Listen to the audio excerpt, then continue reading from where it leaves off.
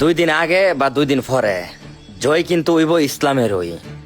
তবে আমি মনে করি না যে আমাদের পরে আরো কোনো প্রজন্ম আইসা এই দুনিয়াতে তারা বসবাস করতে পারবো তাদের গড়াই পর্যন্ত।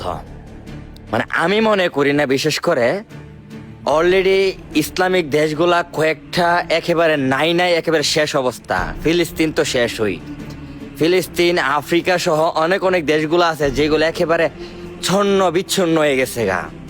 যাই হোক, ইসলাম বলে, কোরআন বলে যে জুলুমকারীদেরকে একটু হাসতে দাও, তারা একটু হেসে নেক, কারণ অতি শীঘ্রই তাদের পতন সুনিকটে।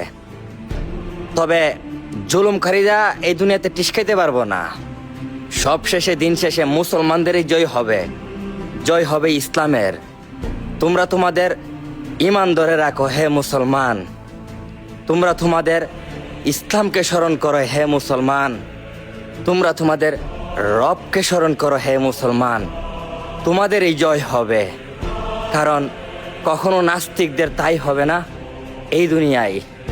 তারা অতি শীঘ্রই এই দুনিয়ার মাটি থেকে মুছে যাবে, আর জয় হবে ইসলামের ইনশাআল্লাহ।